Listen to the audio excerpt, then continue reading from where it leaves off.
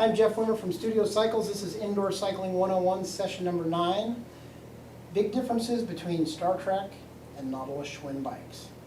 Now, I'm not going to cover everything. This is a short session, but I'm going to point out some of the glaring differences between Star Trac and Schwinn in terms of owning the bike, in terms of riding the bike, and in terms of taking care of the bike.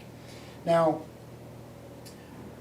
Schwinn was the original partner of Johnny G and Mad Dog Athletics when they created the bike. And really, when the bike was created and it went to market as the Johnny G Spinner Pro, the feel of the bike had been established, and there hasn't been a whole lot of difference in terms of the feel that the bike produces. It's been 10, 12, 14 years since the first Schwinn Johnny G Spinners came out.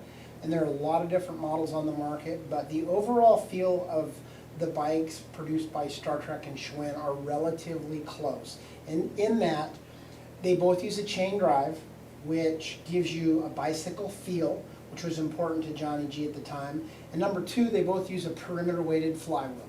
Perimeter weighting the flywheel, when you engage the drivetrain, it gives you very, very aggressive inertia. So when you start pedaling the bike, it feels like you're being pulled by a freight train.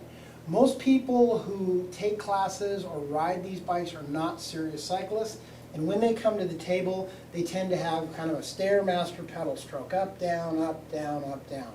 Perimeter weighting the flywheel, if you're a non-cyclist, you get on the bike, you start pedaling, and whether you like it or not, whether you know it or not, you're slowly developing a 360-degree pedal stroke, which is a really, really good thing.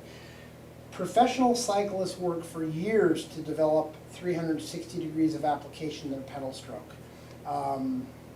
Swimming seems to be the number 1 thing for mobility. Cycling is number 2. And that's because of the mobility and there's no impact with riding a bicycle.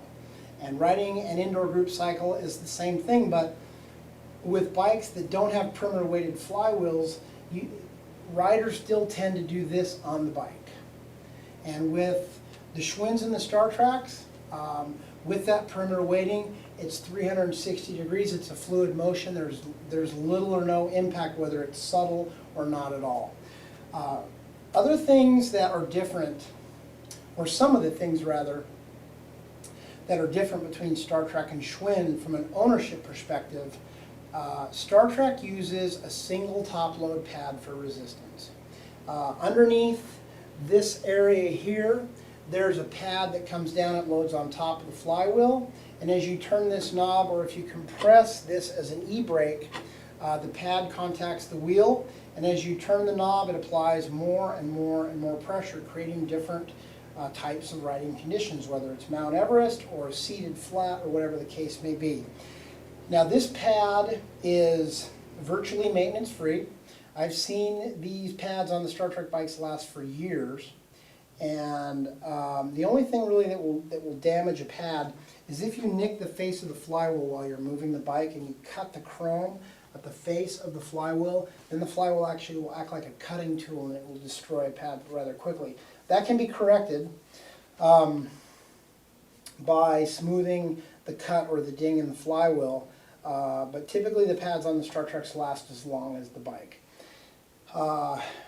If a Star Trac is brand new and the window of resistance is really, really low, you can double or triple that when the bike is brand new by locking the resistance down as tight as it will go a couple of nights in a row.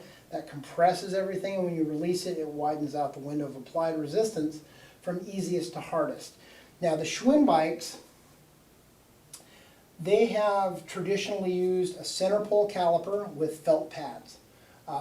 Whether it was your granny's gold exerciser in the 1970s or 80s with a caliper and a hollow flywheel, they used that caliper then, they use it now, and they use dual felt pads. Dual felt pads actually give you a wider window of resistance. So from easy to hard, it's much broader, and you get a lot more incremental resistance application with dual felt pads than a single top load pad. The downside is, with the dual felt pads, the heat from the flywheel and the sweat from the rider will harden the felt, and the heat from the flywheel will glaze the pad, so the pads will get hard if they're ignored. So with the Schwinn bikes,